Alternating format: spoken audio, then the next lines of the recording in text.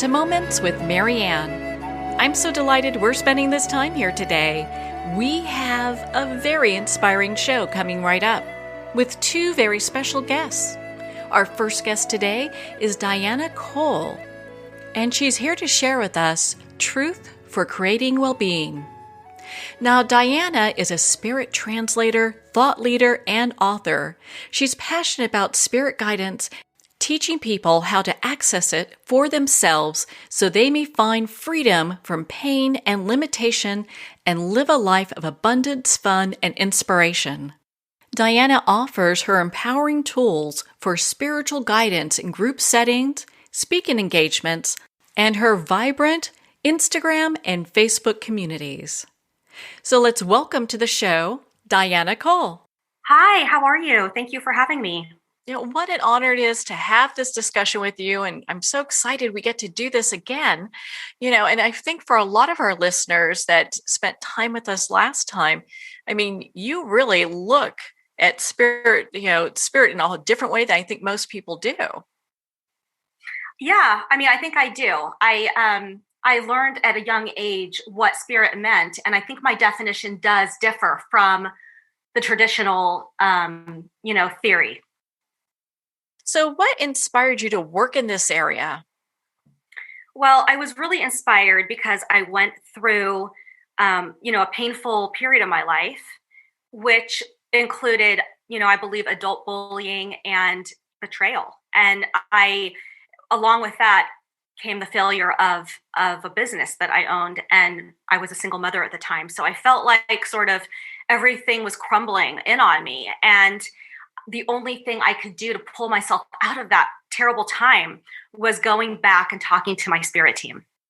And it's interesting because a lot of times people don't think about doing that, is making that connection with their spirit team when things go sideways. Yeah, and I think unfortunately it's because most of us haven't learned how to do that. And I think that's really the main reason why people don't do that. And I think that's really the catalyst for what I'm doing now. I want to help people learn how to do this for themselves so that they can pull themselves out of these really tough life moments. So when you connected with your spirit guides and your spirit team, was it something that was easy for you to do? You've been doing that since birth, or is it something you had to work with? Yeah, it was really easy for me because I learned how to do it at 4 years old. So my whole childhood, I was doing this and I just figured everybody was. It didn't seem strange to me. It felt normal and it felt like a conversation that I was having with anybody else. It was just another conversation. And I put that aside when I got older and stopped doing it until I got to this point in my life where I felt like it was time to go back to my spirit team because there really wasn't anywhere else to go. Yeah, reconnect with them and see how you can move forward. And so I know you help many people connect with their team as well. Is that something that takes a long time for them to do, or is it something that they can kind of work on a daily basis? Yeah, it's something that I think is very easy for any of us to do. But what has to happen first is we have to release some barriers. And the first one is belief. If you believe that you have invisible guidance that is here for you, that is inside you, that you are connected to, it is a lot easier to access that wisdom than it is if you're somebody who doesn't believe it's even possible. Yeah, it really kind of gives some thought there because it's all about changing that perspective. And then that's where the magic happens. Exactly. And yes, it's something that can be practiced on a daily basis or just, a weekly basis or whenever you feel like you need to have, sort of a internal counseling session. So I know a lot of times, when people think of, we talk about spirits, we talk about mediums or people channel, they start thinking about, okay, this could be talking to my loved ones that have passed. How is your work different? Yeah, so for me, it's not about talking to loved ones who have passed, although you can. The wisdom that we are seeking when we're talking to what I call our spirit team is, a sort of a higher energy of not an energy that is born and dies. It's almost like a higher level of energy. It's God energy. Some people call spirit God. or, infinite intelligence, or, whatever their God is. And it's the same energy that I refer to as spirit. We've talked about like perception being one of the things that holds people back. Are there anything else that kind of keep people from really being able to make that deep connection? It's kind of interesting. Some people don't feel like they're worthy of a conversation like this sometimes. Like they don't. First block is usually belief, and second block is, am I worthy of a conversation with like a God energy, right? And how would a God energy, why would they want to talk to me? So that's usually the second block, is really just self-value and knowing that you do deserve it and that it is here for you and it is your right to have internal guidance. So if someone's feeling like, I'm not worthy enough to connect with spirit, how do you work with that person? Well, I start talking to them about the fact that they are worthy of having this conversation. And then we go into a whole session on self-talk, and improving, self-talk is something that's really important with improving our lives. Improving the way that we see the world is related to how we see ourselves. So you help people, we're kind of talking about just helping people to learn how to hear and receive their own guidance. Tell us a little bit about how that all works.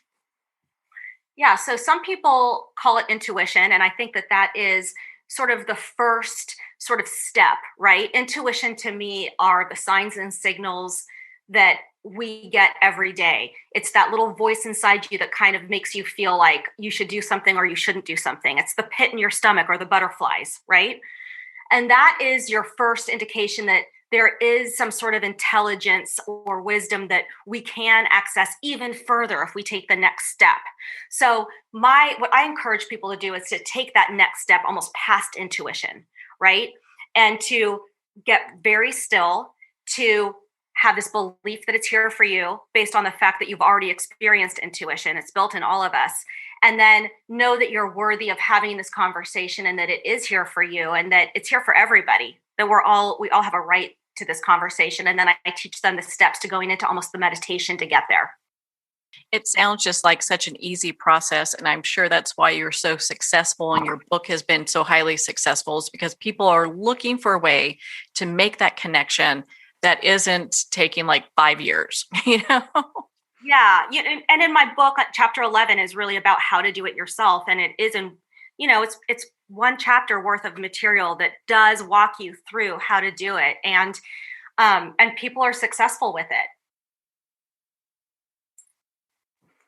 So I know in your book you share the 7 truths, and the one that's always kind of inspired me is number 1. Thought is action that creates your life. And I'd love for you to expound on that for our listeners, because I think a lot of times people think of thought and they don't relate that to action.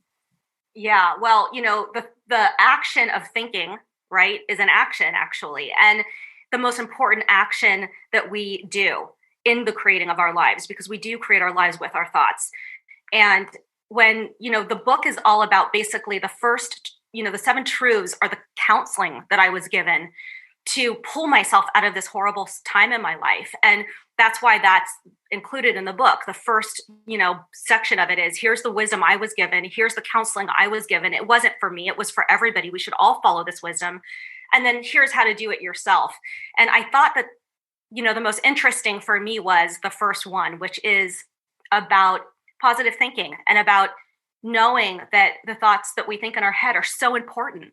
It's not just, a conversation between us and us when we're having thoughts. It's our ask. It's the way that we look at the world and the way that we perceive the world, and the thoughts that we create around those things create our lives. So if we can start looking at creating the thoughts first and then looking at the world around us, we really start seeing a different reality start shaping for ourselves. Yeah, it's interesting how that all happens with thought, and it's really shifting that perspective. And I know you are a positive thought warrior. What does that mean? I know our listeners are going, okay, what is that? I think I want to be one. So what is that? Well, when I was sitting and doing this work for myself and having my conversation, I was told, you need to become a positive thought warrior. You need to use your positive thinking as your shield and your armor against whatever you need to fight against in your life. So instead of looking at the world as something that you need to deal with, all you really need to do is build this shield and this barrier of positive thinking around you. And it doesn't matter what happens out there anymore. Yeah, it's really about that positive thinking. Is that like one of the number one things that you see people get stuck on too? Is that they're just stuck in a negative, kind of almost like track? Yeah, I think we all are. And I get there from time to time too. So I have to rein myself in almost on a daily basis. And if I have to do that, and this is the work that I do, then I know how hard it is for everybody out there. We're taught, think a positive thought and you'll be happy, or you've heard that before. And it doesn't work. You can't think one positive thought and be happier. You have to reframe the way you are thinking on a daily basis, and you have to do the work. And it's a practice. It's as hard as being on a diet or knocking an addiction. It's hard and it takes time and it takes effort, but it's so worth it because your life does change when you start thinking different thoughts. Yeah, you can really make those very powerful changes that, and it's interesting because a lot of times people think, well, if I change my thoughts, that's not really going to do anything, but it's really the basis for everything. It is. And, I'm so passionate about it that I just released a children's book called Alina, the Positive Thought Warrior, to try to teach children from a young age the concept of positive thinking. Oh my gosh, that's amazing. I'm sure little kids are loving that because it speaks right for them, And so I know also in your book, and we're not going to go over all of them, but with your 7 truths, I mean, you talk about how spirit is speaking to you always. Mm-hmm. And a lot of times I've heard people say, well, you know what, I can't hear my spirit guides. They're not talking to me. I'm not connecting with them. What do you say to those people? I say it's time to get still enough to recognize the signs that are around us all every day. I was just thinking to myself 2 days ago that I cannot believe that my life is so full of signs and signals that I recognize now. They become stronger and more extreme as time goes on. I mean, I'll wake up at 2 a.m. and look outside my window and like there'll be a light show outside that doesn't make sense to me.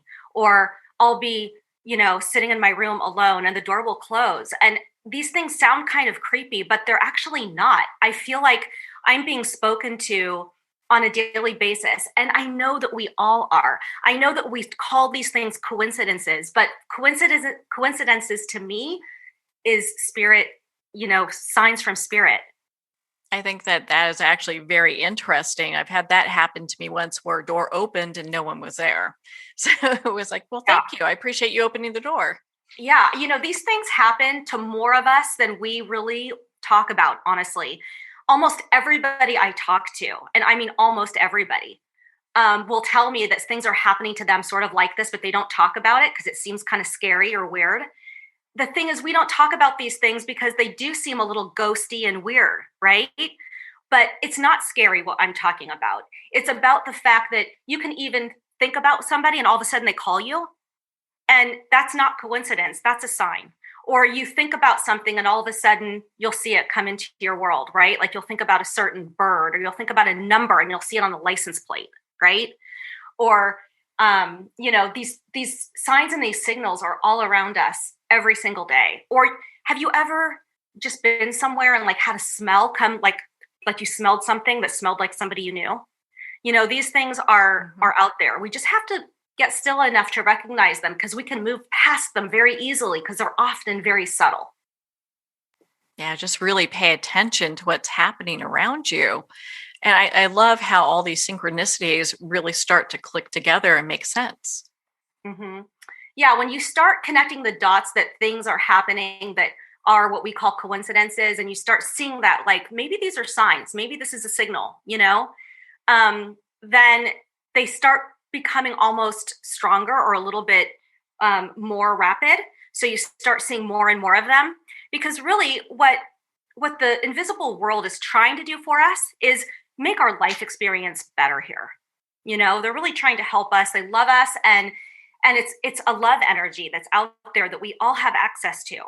And And really, it's about trying to improve our lives. It's not supposed to scare us or shut us off from what we have a right to have access to. I know you say no pain equals no pain. What Mhm. is that all about?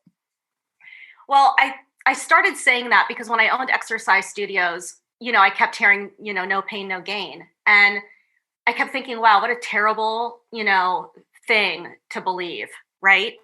Because the truth is that pain attaches to pain, negativity attaches to negativity, and positivity attaches to positivity. Like attaches to like. And when you're in a pain cycle, when you're feeling pain, you tend to, through thoughts, exacerbate that pain or make it more prevalent or see pain more in your experience. So for example, if I'm going through an emotional, situation that's painful, let's start with that. And I'm sitting and thinking about how painful it is, and I'm talking to people about how painful it is, and I'm talking about how sad I am or how upset I am. All of those things start replicating and you start feeling worse. But when you start talking to yourself about the things that you love in your life, or about how grateful you are for the things that you do have, or the things that you do enjoy, or the things that aren't painful, you start feeling better. And it's because our thoughts are like thoughts attached to other thoughts that are like them. Yeah, and then you start attracting more of that into your life. Exactly, because we do attract or repel with every thought we have in our head. Whether you like it or not, you are attracting what is coming into your life, or you are repelling what you want to come into your life with every thought you think. It's so interesting with your background. It was almost like you were born to do this work because I know your father was also in the business of teaching lectures and training. Yeah, my dad was, I think, one of the major pioneers of the New Age movement in the 60s and 70s here in the Bay Area. He had his hands in a lot of different pies over here. He was a psychiatrist, so he was a doctor, but he was also, he co-wrote the Hoffman process and worked with Werner Erhard on EST, and was friends with the Edgar Cayce family, and was friends with Elizabeth Kubler-Ross and Muktananda, who was here opening the Siddha Yoga Institute in Oakland in the early 70s. And I was exposed to all these people and their ways of thinking, and I traveled with him when he was speaking for ARE, which is Edgar Cayce's association that carries on his messages and has speakers also travel around the world. And my dad did that, and I just thought, this was all just what everybody thought, and it didn't really seem like anything I needed to talk about until my life fell apart. And then I realized, oh my God, maybe I should go back to all of those things I learned. And that's really what inspired me. I think that, my pain was my gift. And I do teach that our pain is our gift. It pushes us to do the things that we really should be doing here and the things that we value. And if we look at that, our pain as being our gift, I mean, we can then start to look at what are we supposed to learn with this and what is it bringing to me? Yeah, I mean, because my pain actually completely shifted my life trajectory. I was doing something totally different. And when I got to this point of despair and I went back to what I learned, I realized, gosh, like if I forgot what I learned, then how are people getting along in the world that never learned it at all?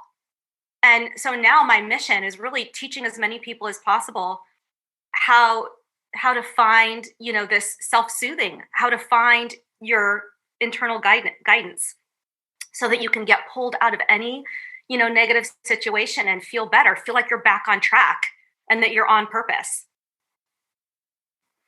As a little kid learning a lot of different things from your father, I mean, you must have just been soaking all of that up.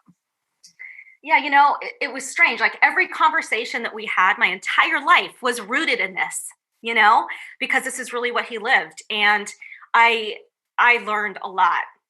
And I feel like now it's my turn to pour it out because it's all really good, and it really helps and it really does transform your life. I went from, a single mother with failing businesses and really no money to support myself to completely turning every single aspect of that around. And it happened pretty quickly because I followed the 7 truths and I went back to, the guidance I had learned. And it really does transform your life when you let it in. Do you feel that your work is like a living legacy of the work that your father did? Absolutely. Yeah. I feel like I'm taking the baton and carrying on with it. Oh my goodness. It must make you feel so good as you're working with people and helping them see that there is another way to look at things and to view life and to actually live. Yeah. I think that we're all living a lot more painful lives than we're supposed to. And I think that we get stuck in painful, situations and feelings for too long. And, as a total consciousness here, when we all feel the heaviness of pain, it it makes all of us, even though we don't all know each other, it affects all of us. It makes us all feel just a little heavier. So each person who learns how to feel better helps the total. So, I try to imagine sometimes like what it would be like if every single person on the planet was happy for 5 minutes. What would it be like? The total consciousness of our planet would shift. And it's because we aren't taught how to feel better in a real way when we feel really bad. It's like people really didn't get those life skills taught to them like you did. Right. And I didn't realize how lucky I was until I needed to use them. I ignored them. I sort of pushed them away and was like, yeah, that was cool. Time for me to move on and have my life. And I didn't even realize how important they were until my life fell apart. And that's the thing. If I can teach people that these things are important and not to push them aside, I think that we will have a much better experience here. And I think our children will too, because they'll see that in us. And that's one of the reasons why I'm so passionate about writing a series of children's books. I'm actually writing them with my daughter to help teach children from a young age a little piece of all of these things I'm teaching to adults so that they get sort of just their feet wet and they start realizing that these terms and that these, practices can help them. And also that it's possible to do anything at any age. I mean, I'm sure she's going, gosh, I'm writing a book with my mom. Yeah, well, to her, this is all just kind of course, right? Because she learned from my dad also. She's 18 now.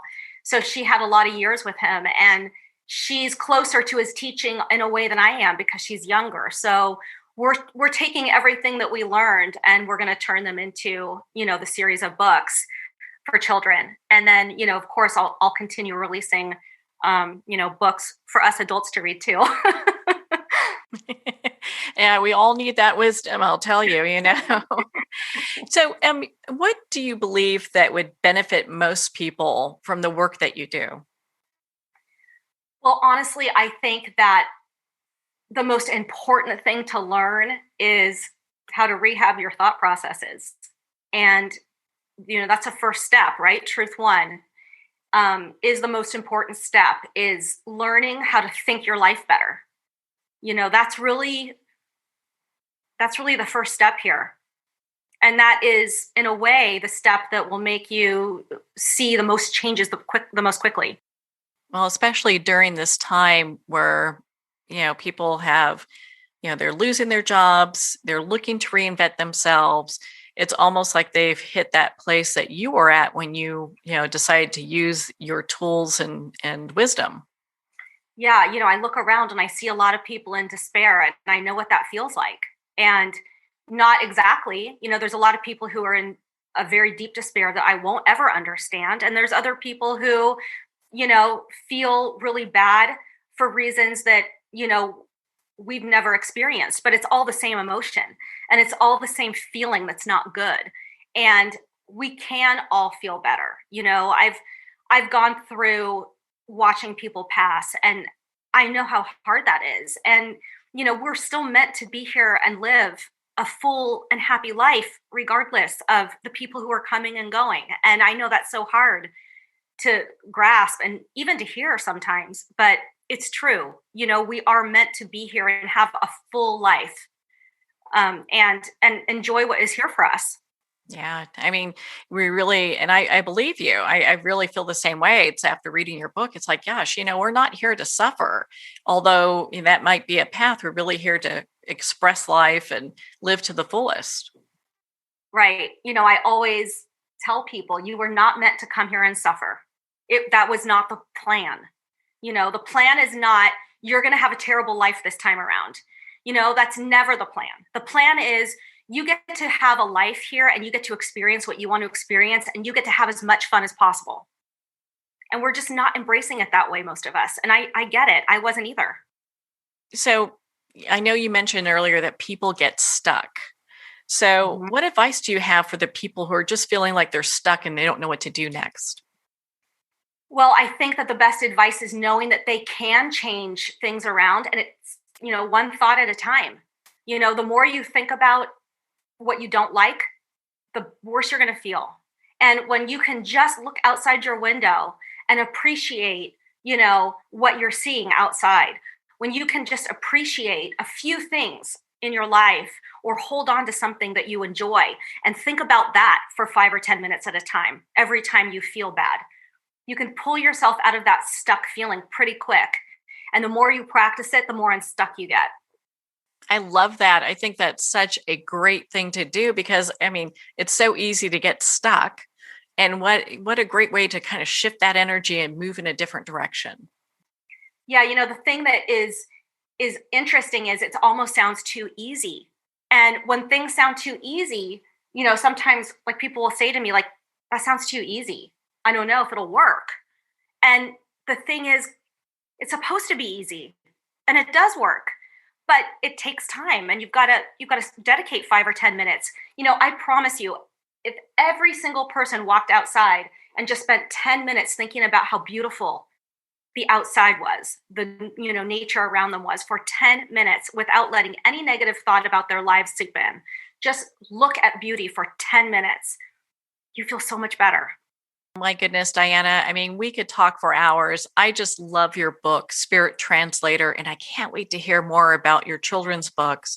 Where can our listeners connect with you, learn more about your work, and be part of your community? They can connect with me online. My website is dianacole.com. And then I'm on Facebook and Instagram at the Diana Cole.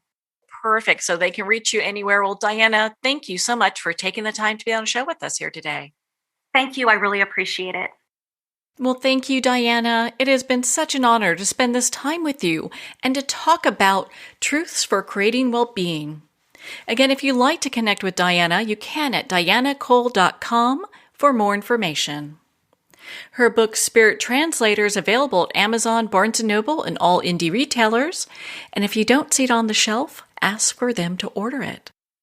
You'll want to stay tuned for our next special guest, Mandara Cromwell, who's here to share with us her new book, Soundflower, The Journey to Marry Science and Spirit.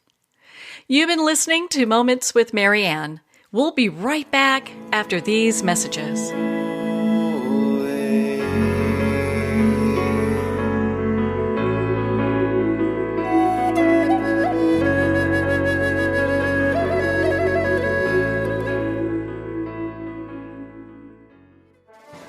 Internationally recognized and award-winning author Judy Goodman works and teaches outside the box of limited thinking. Working with people from every walk of life, her goal is to empower you to be the best you can be, no matter what the challenge is. Born with the gift of seeing beyond our normal vision, she has an extraordinary gift of working with every challenge. Teaching beyond conventional wisdom, her work is described as life-changing. Visit judygoodman.com. That's judygoodman.com.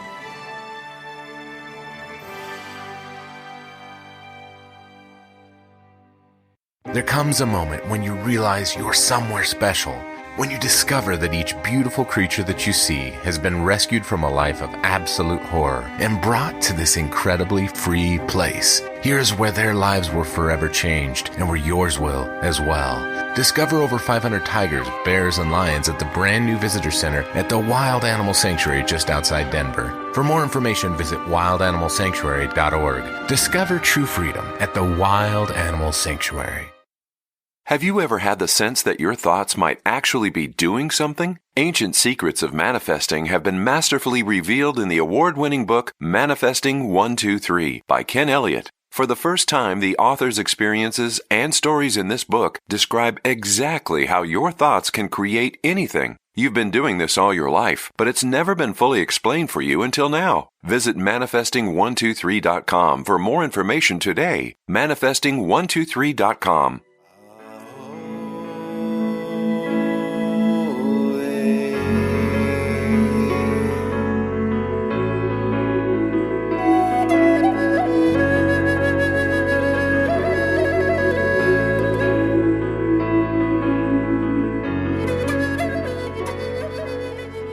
Welcome back to Moments with Marianne. We're here today with our next special guest, Mandara Cromwell, who's here to share with us her new book, Soundflower, The Journey to Marry Science and Spirit. Now, Mandara is the founder and board president of ISTA, which is the International Sound Therapy Association. She's the producer of Cymatics, the Science of Sound and Vibrational Healing's annual conference. She's the president and CEO of Cyma Technologies, Inc., and the 2013 nominee for the Thomas Edison Award for Innovation in the Field of Science and Medicine. So let's welcome to the show, Mandara Cromwell. It's great to be here with you today, Marianne. I'm very excited to share with you and your audience. You know, what an honor it is to have you here and to not only talk about your book, but your work. And I have to ask you, what was the first time you heard angels or were given permission to hear that? I grew up, the first time was when I was a child. I grew up in the Midwest in a rural community, and my family attended a Catholic church that was Gothic style architecture. And there were beautiful paintings of angels on the ceilings and saints and angels in the stained glass windows. And their halos were printed or painted with these little signatures that when the big pipe organ would sound, they all danced and moved. And it seemed they were talking to me. And as a child, I would tug on my dad's suit coat to point something out to him in this magnificent architecture. And one day he leaned over to me and said, "You won't be able to hear what they're saying if you keep talking." And so that was my first instruction, actually from my father, that said, hey, pay attention. You're getting messages here. Now, did he mean the messages from the angels, or was he talking about the officiants of the Mass? I don't know.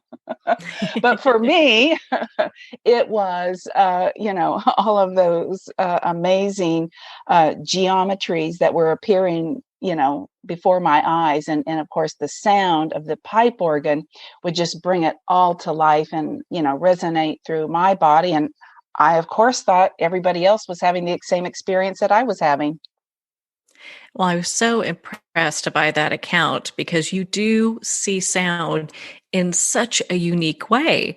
And I love how you bring that in together with just how therapeutically it can help the body. When did you first become involved in that whole world of therapeutic sound? It's been a life journey, Marianne. From college, I studied philosophy and was really intrigued with Eastern philosophies.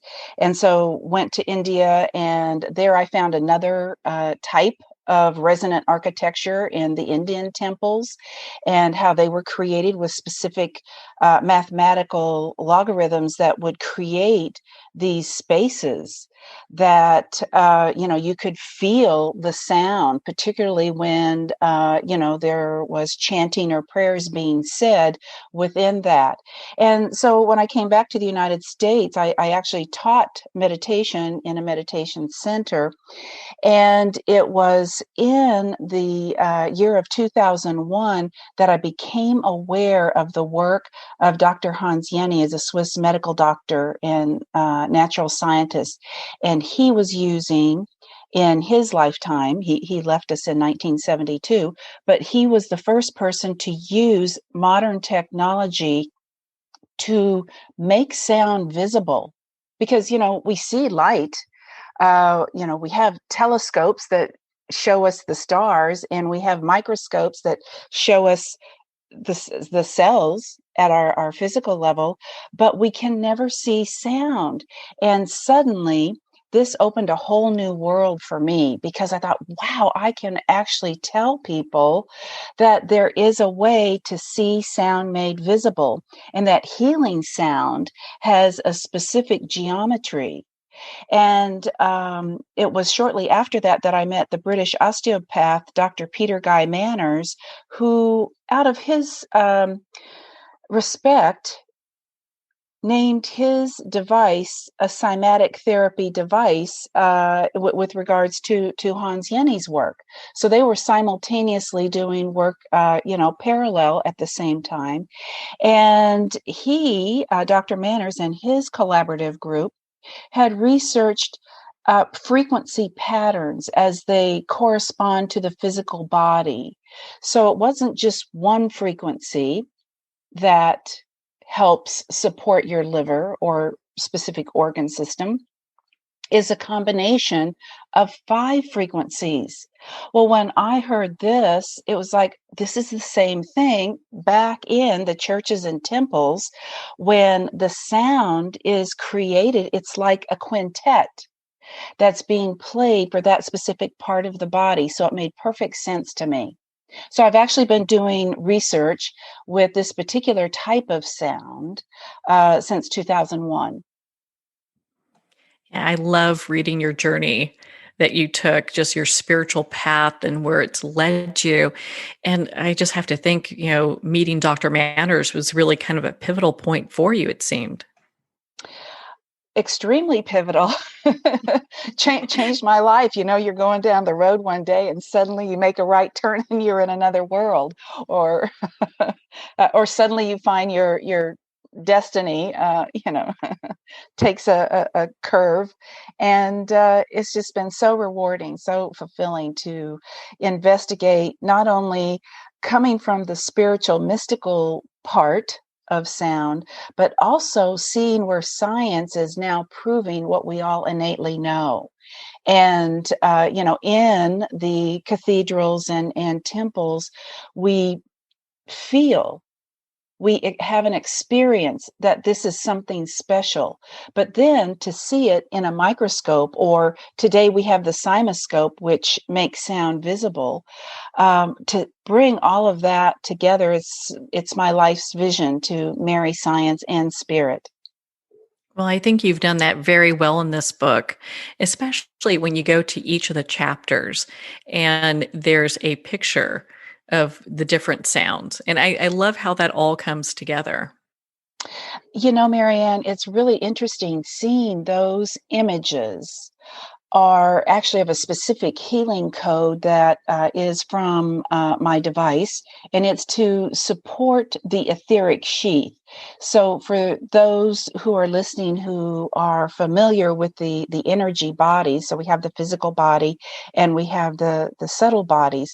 The etheric sheath is just right next to the physical body, and it's like the blueprint that we come with that keeps everything energized. So to keep and fortify that particular body is very special. So those are the images that I chose to share within the book. And so these are like slices of that same image of these 5 frequencies playing at the same time. And when we see these, science tells us that we process these visual components in a different part of our brain. And I've done some pilot studies with these images and actually created a whole sound meditation called the Soundflower Experience, where I've tracked groups of people who are watching this and looking at these particular images every day for 21 days, and how it creates new neural pathways to strengthen our mind and also our body. And people will tell me, gosh, I feel like I know this symbol, I know this image, but I don't know where from. So I believe that we're innately drawn to what heals us. And so thank you for appreciating the images. There are a lot of people who have looked at the book and resonate with those images and have given us great feedback. Yeah, I can see why. My goodness, it's quite an undertaking. And so when you mentioned your device that you made that helps people, why don't you share a little bit about that with us? How did that come into being? When I first met Dr. Manners, he had a device that looked a little bit like a clunky VCR player, if you remember what those look like, with the keypad on it, and a an applicator that you would apply at different parts of the body. And so his technology has a lifespan where the parts become obsolete and we need to recreate the new evolution. And so I met him at a time where he was ready to create the next evolution, but he didn't have anybody who he could work with. So I, mentioned to him one day if he wanted to bring manufacturing to the United States, I would be happy to help him with that. And he agreed. And so we set forth on that path. So I created a device that was similar to what he had already been working with, but I realized that people were having a really difficult time utilizing that device. They would have to hold the applicator on their body at a given point. In my life, I have studied in depth Ayurveda and Chinese medicine, and these are the two oldest medical systems that still exist today. In those systems, there is a lot of therapies that have been coming through the millennia, really, of how important the portals that are located on the bottom of the feet are. So in Chinese medicine, we have meridian points that begin in the feet.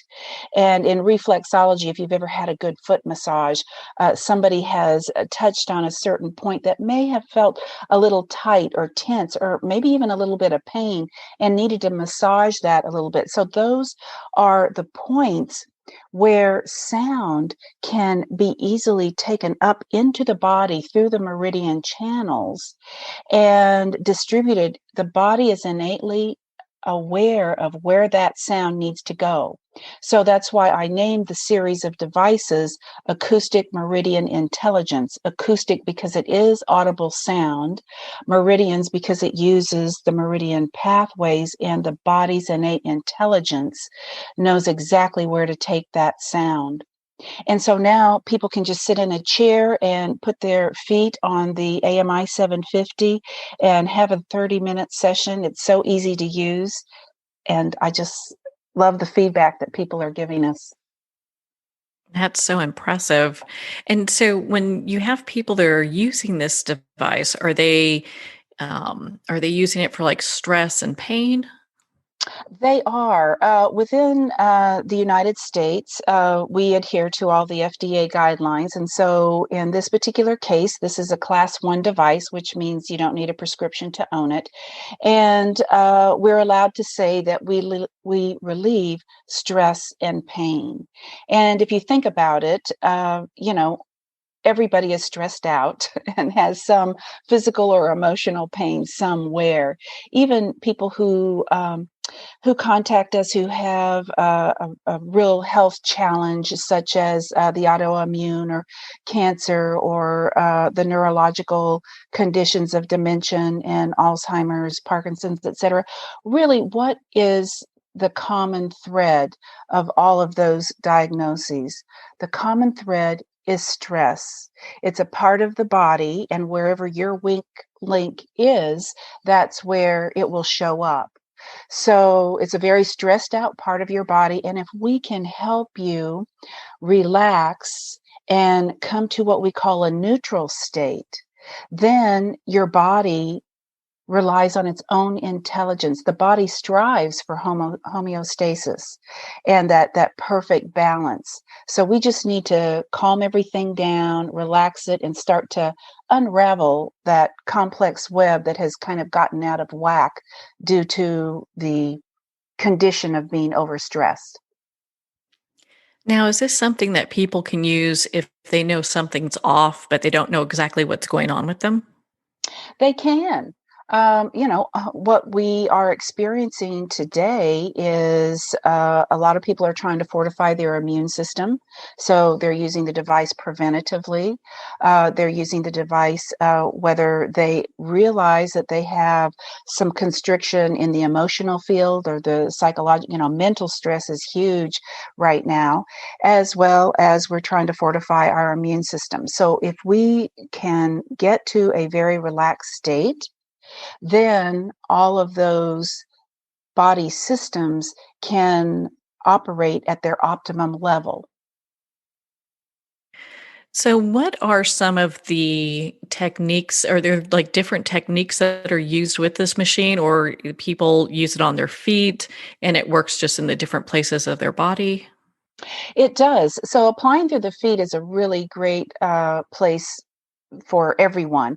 And most people sit in a chair and have their 30-minute session. And a lot of people own their own device, but there are different integrative medical practices who that they have devices as well where people can go for sessions. And you can lie down on a massage table with your feet propped up on it, or if it's in your own home, you can, support yourself on your bed or your sofa and receive the sound in that way. And all of the protocols, we have protocols for stress relief, for musculoskeletal pain, for inflammatory pain. And the inflammatory pain is a really great one because chronic inflammation is everywhere in our society. So stress produces a lot of cortisol, and that, it's great to have that when we're being chased by the tiger, right? But the place where we are today is we don't really thrive in the sympathetic system. So if you're doing things that are causing you great stress and you're always living in the sympathetic system, part of the nervous system, then, that creates a lot of chronic inflammation. So the channel that is for inflammatory pain really helps to release that. And we have some studies on the website that you can take a look at if you'd like to, particularly I use thermal imaging to track results. So thermal imaging is looking at the vascular activity in one place that it is said by many healthcare professionals that disease begins in the mouth. And so if you think about it, our oral cavity is one of those areas where we're always drinking or chewing something. And of course, when we're all at home, sometimes we get just coming off the holidays, we have more sugar and sweet foods, and these create biofilms on the teeth. And if you don't, take care of that very quickly, a different type of bacteria begins breeding. And if you've had any crowns or bridges, cavities, those types of places breed this extra bacteria. So it's really important to keep that clean. What happens is that when it does get out of control, then you can see the inflammation process in the oral cavity. And this is shown, in the research page of my website. So what we find is the inflammation can travel through other parts of the body and affect weak links there. For example, we have women who've been dealing with breast cancer, and you can actually see the inflammation travel that meridian that's associated with those teeth all the way down into the torso. And many times when, they clean up their hygiene in the dental cavity, or if they've had a root canal or something like that, when they've gotten that taken care of, then the body burden is lessened greatly. So that's one way that we use sound to help calm the inflammatory process. When your body's in inflammation all the time, chronic inflammation, then your digestive process isn't working very well. Your immune system is overtaxed. Your neurological system, your nervous system is always in fight or flight. So that is one way that we can actually show the amazing impact of sound physiologically on using this very targeted sound approach of the AMI 750. Yeah, it's interesting when you hear that people have excess inflammation that affects their motor process. They're a little bit slower. They may forget things. So it's interesting how this can really impact people and their body altogether. Yeah, and I think it's important for people to understand, Marianne, that this is a different type of approach to sound. We're not destroying any pathogens or going at it from that perspective, because a lot of times people will say, I'm having this symptom, let me go to the doctor and get a prescription for that symptom. What we're doing from this approach to sound is we're creating the support system, the structure, because see, the body is very intelligent. It knows how to deal with the problem if we help clear away all of the, say, stagnant constriction. So it's very important to understand that this is a sound that's generating relaxation and supporting the structure, kind of creating this scaffolding that people can, adhere to on their journey back to optimum health. Do you hear that people say they have better sleep and they're a little bit more relaxed when they start using this? They do. As a matter of fact, sleep is one of the very first things that they report. Excuse me, we have a person whose wife was suffering from Alzheimer's. And after the very first session that they had, he called and he said, wow, we were both sleeping last night. He said, we haven't had deep sleep like that in ages, because he would have to keep an eye open for what is she doing, going out into the kitchen and cooking something at an odd hour of the night. He was trying to care for her at home. And so sleep was a really and tremendous blessing for them. We have people who have digestive problems, and particularly in the corporate settings where this is very stressful time, and they'll say that they finally relax, because when you're really stressed out, your body is not sending its energy into the digestive tract. And if you keep eating, then that's piling up while you're still in stress mode out here fighting the tiger, whether it be psychologically, mental stress or not. And so a lot of people will say their digestion starts to relax, even just using the stress relief protocol. How impressive is that? My goodness. You love that. You love hearing that. And what if someone's a skeptic? They're like, well, I don't know if this is really going to work because I can't, maybe see, hear it, whatever.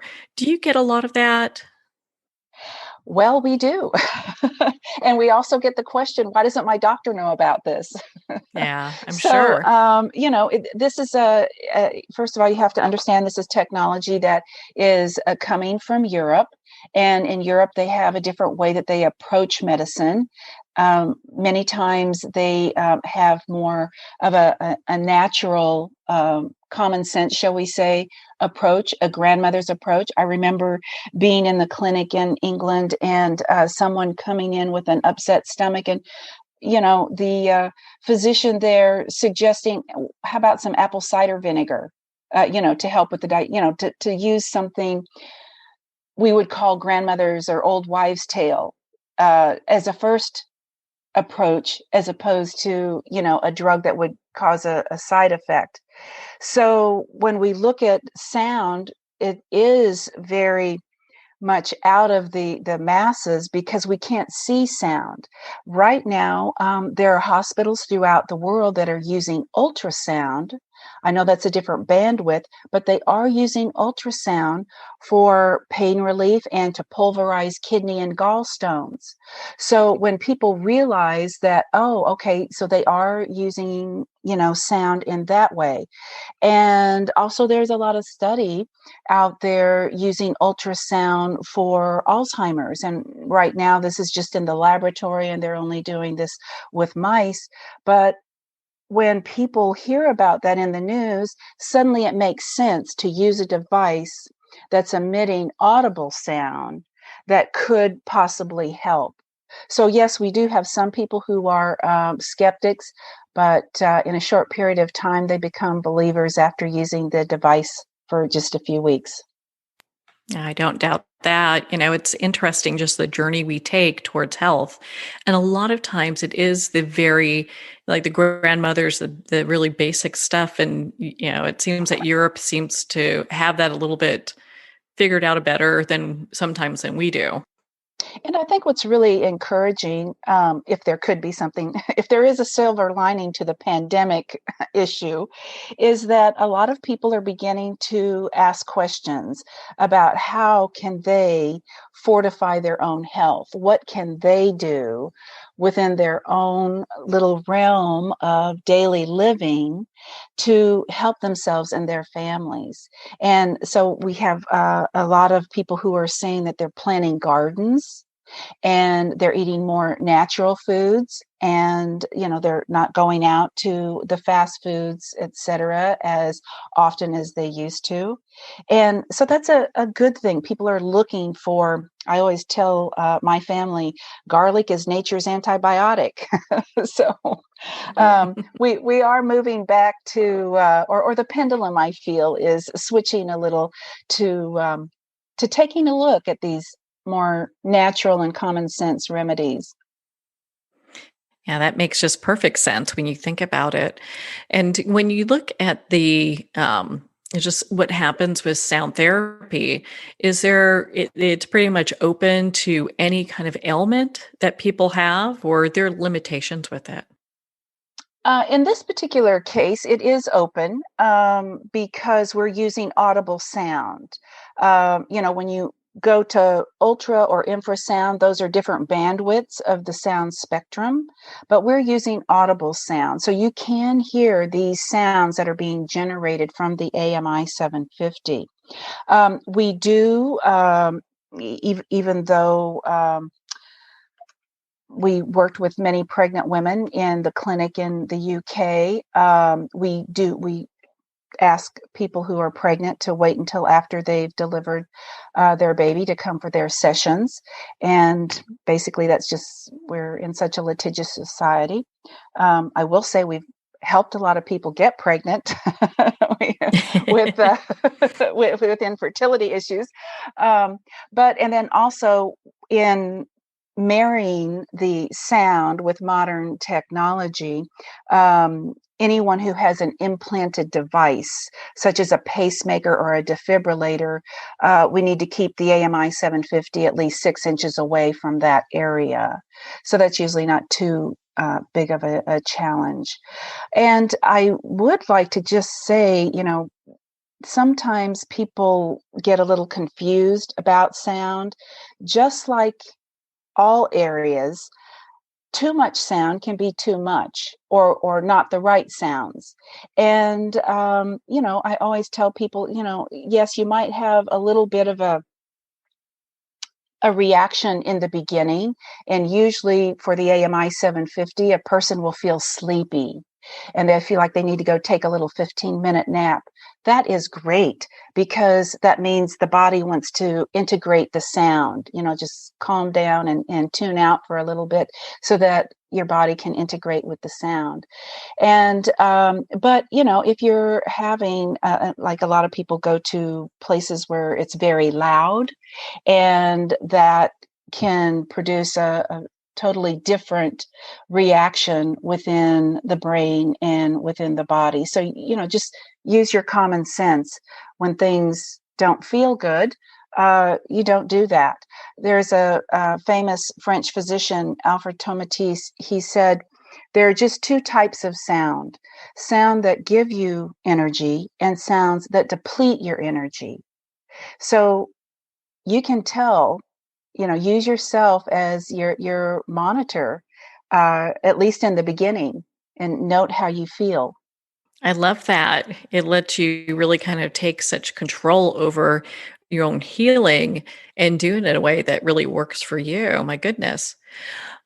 We could talk all day, and I just really loved your book and the information that it has.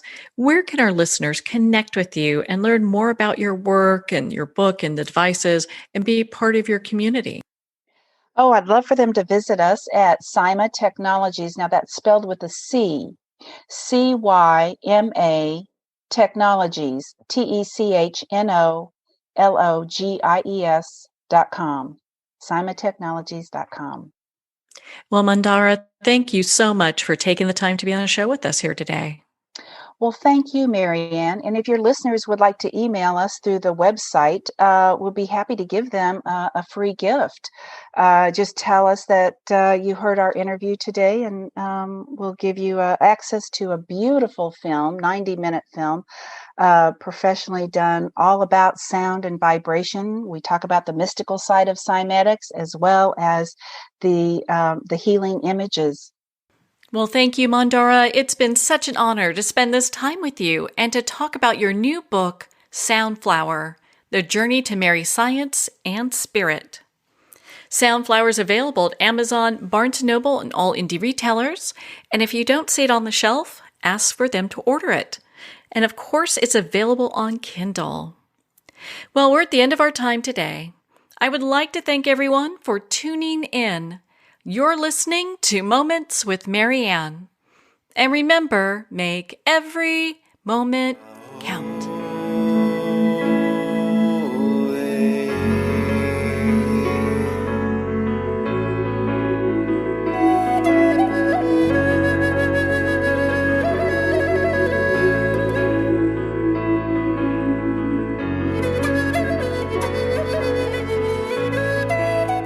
In a single moment, your life can change. Moments with Marianne is a transformative hour that covers an endless array of topics with the best of the best. Her guests are leaders in their fields, ranging from inspirational authors, top industry leaders, and business and spiritual entrepreneurs. Each guest is gifted and a true visionary. A recognized leader in her own work, and while teaching others to develop, refocus, and grow, Marianne will bring the best guest and sometimes a special surprise. Don't miss this. You never know just which moment will change your life forever. Moments with Marianne airs every Sunday, Monday, Thursday, and Friday at 8 p.m. Eastern and 5 p.m. Pacific Time. Make sure to tune in and visit momentswithmarianne.com for more information.